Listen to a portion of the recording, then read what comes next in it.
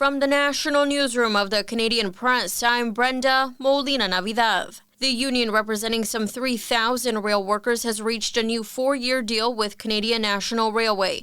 The contract includes improved pay, benefits, and job protections. Workers had voted a month ago to walk off the job as early as New Year's Day. Donald Trump is repeating his claims that the Canada-U.S. border is a gateway for irregular migration and drug trafficking. The incoming U.S. president told a rally in Arizona that the U.S.-Mexico border is only part of a larger problem. Canada allows people and drugs to flood in through our northern border. You know, we have a northern border that's not doing so well either. Trump has threatened to place a 25% tariff on all goods imported to the U.S. from Canada and Mexico, unless both countries increase border security. An international law professor in Israel who's leading a civilian commission into sexual violence by Hamas says Canadians should call for justice for Israelis while also seeking accountability when Israeli troops sexually assault Palestinians. Kokav El-Kayam Levy says she's disturbed that Western countries can't seem to advocate for both Israelis and Palestinians to be spared sexual violence. The fact that they are trying to make the right political decisions instead of the right moral decisions is creating confusion, is creating moral blur, instead of making space for all victims to be heard for what they have endured. Her team's report calls for global bodies to recognize a new crime against humanity involving violence targeted at families, which she calls genocide. Palestinian medical officials say Israeli strikes across the Gaza Strip overnight and into today have killed at least 22 people, including 5 children.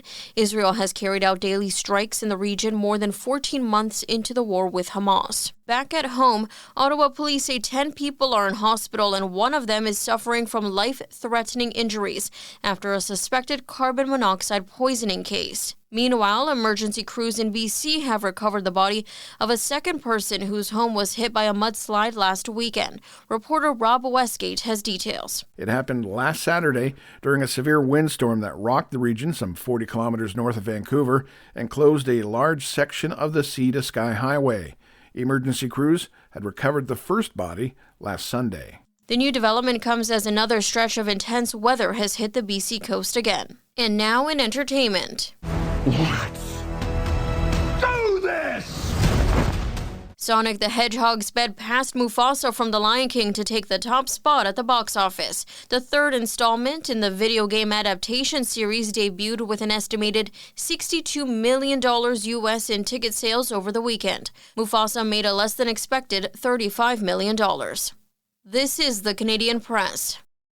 In sports, the Edmonton Oilers host the Ottawa Senators tonight in a showdown of two of the hottest teams in the NHL. There are 6 games in the league today. In NBA action, the Toronto Raptors hope to snap a 6-game losing skid when they host the Houston Rockets.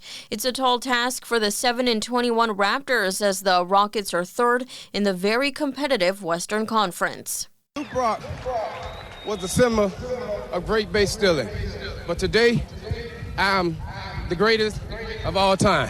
Thank you. Ricky Henderson, the greatest leadoff hitter, base stealer, and run scorer in Major League Baseball history, has died at age 65. He spent one season with the Toronto Blue Jays, winning the World Series in 1993. In the Premier League, Manchester United has been beaten 3-0 at home by Bournemouth, while Chelsea was held to a 0-0 draw at Everton. From the Canadian Press, I'm Brenda Molina Navidad. Thanks for listening. Don't forget to follow and subscribe. For more of today's top stories, visit thecanadianpressnews.ca.